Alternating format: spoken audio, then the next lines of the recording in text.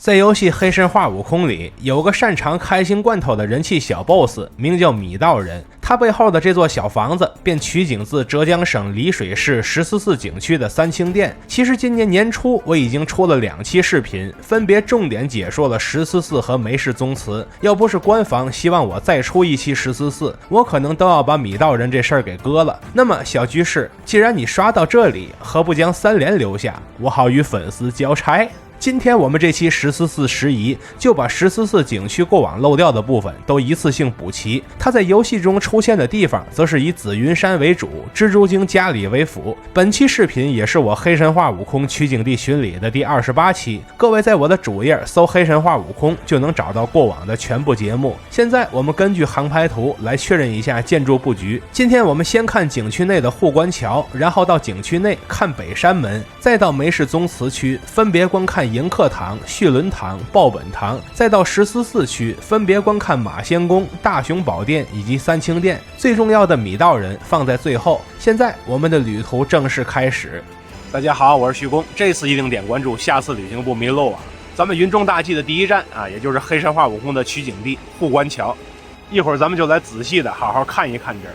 现实中的护关桥附近还有熟悉的指示牌子，全国画风统一的那种。我们在游戏中打完米道人、见完美女蛇魏王人之后，如果往下走，会看到这样的3重檐歇山顶，它就是护关桥的屋顶。这里是全国重点文保单位，牌子已经非常破败了。此外，附近的地上还有好多绿台，你们来巡礼的时候可千万别滑倒了。我们先从护关桥的外形看起，它有屋檐有壁，这种桥叫做廊桥。而在南方，廊桥往往与风水和宗教是强相关的。只因桥下的溪水常常爆发洪灾，村民在改造溪水后治理了洪灾，但也破坏了原有的风水，所以便加盖了护关桥。水即是财，有护关桥遮挡了溪流末尾，人们见不到水流出村，财便不会流失。说完风水，再说宗教。仔细看它的牌子，1层为护关桥，2层为文昌阁，应有文昌帝君供奉；3层为魁星楼，应有魁星供奉。那么1层供奉了谁呢？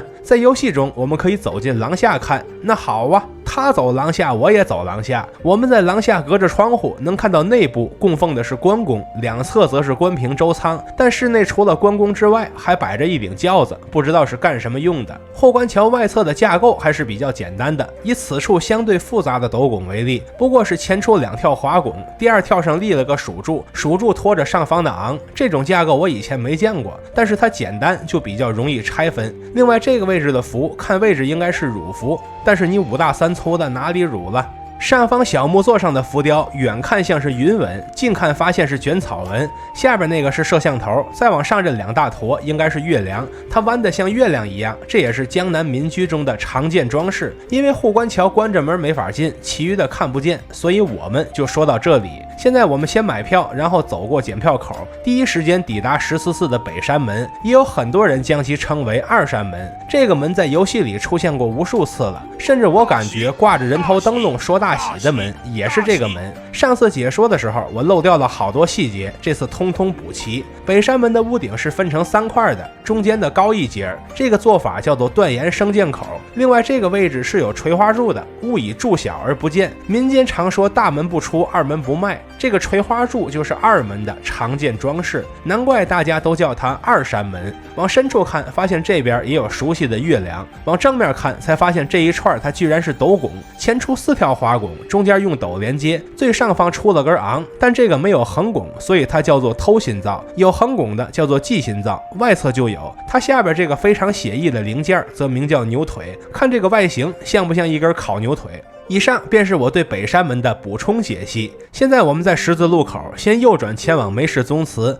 之前我对梅氏宗祠做过详细解析，这次就只略说。梅氏宗祠最前方的迎客堂就在紫云山中出现过，对联都是一毛一样的。中间的续伦堂则是蜘蛛精他们家的取景地。这次我补一个上次没说的概念，以续伦堂为例，它山面的很多梁都从柱子里穿过去了，这个叫做穿斗式构架。但续伦堂并非纯粹的穿斗式建筑，因为中间也结合了梁上架梁的结构，这种结构就是抬梁式结构，所以看这一处建筑就能看到这两种不同的风格。而最后方的报本堂，我严重怀疑它就是蜘蛛精他们家的厢房，两者都是断檐圣殿口结构，对联位置相同，牛腿造型相同，外两跳内一跳的斗拱布局相同，窗棂一模一样，甚至连台阶都是高度近似的。等各位打到蜘蛛精场景之后，务必帮我验证一下，重点看看这对联上的字，看看我猜对了没有。以上便是我对梅氏宗祠区的补充解析。最后我们回转开始的岔路，向左转向14/4区域，第一眼看到的就是清代建筑马仙宫。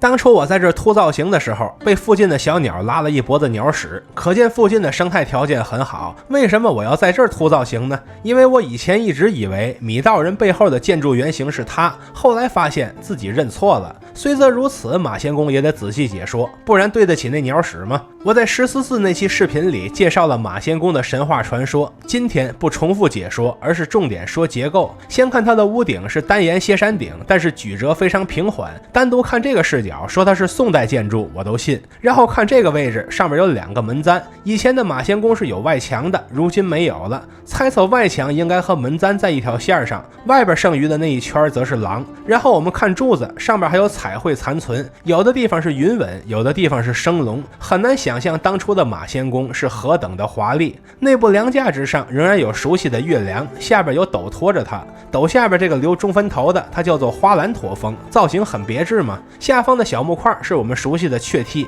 上边梁左右的花纹，我一开始以为是木头自身的花纹，后来感觉不对劲儿，这怎么还对称呢？它其实是龙须纹浮雕，而中间的位置还有个藻井，估计它下边就是以前放置神像的地方。以上便是关于马仙宫的解析，它的旁边就是14/4大雄宝殿以及14/4钟楼了。这些之前解析过了，不再赘述，而是直接穿过大雄宝殿，直奔最后方的三清殿。是时候说说米道人背后的房子为什么是它而不是马仙宫了。先说两者的近似点，米道人背后的房子是面阔5间，屋顶为单檐歇山顶，正面没有墙，明间宽度较大。马仙宫与以上几条全部吻合，三清殿也与以上几条全部吻合，但区别在于米道人背后的房子柱子有刷白痕迹，三清殿的柱子恰好也有刷白痕迹，但是马仙宫那边基本上就没有了。除此之外，看米道人背后房子的牛腿结构非常简单，上边的短梁也是如此。三清殿的牛腿和短梁完全符合这个特征，但是马仙宫这边就太复杂了，与游戏中完全不同。再有，米道人房子的山面有刷白的墙，墙上有个菱形片，颜色不同。三清殿同样有墙，墙上同样有这个菱形片。对比之后发现，两者在梁架中的位置都是一样的。反观马仙宫，它就一点墙都没有了。最后一点，你有注意到米道人两侧的马头墙了吗？它就取景自三清殿旁边的马头墙，把它们放到一起来看，最高层都是光秃秃的，第二层都有屋檐，下边都有碎石，细节都是一毛一样的。凭以上这些，我们足可将14/4最深处的三清殿确定为米道人背后房子的取景地。我在计划做这期视频时，本以为就是解说一处建筑，没想到前前后后给14/4做了3期视频，最后挖出了这么多的细节，实在是大大的出乎预料之外了。我们常说地上文物看山西，但浙江的古建筑也自有其风情所在。南方建筑的精巧细腻与北方建筑的恢宏大气各擅胜场，他们在黑神话悟空中被有机的结合到一起，并以第9艺术的方式引领着我们踏入这纷繁的文化世界，而这一路中的所见所闻又何尝不是你我的天命呢？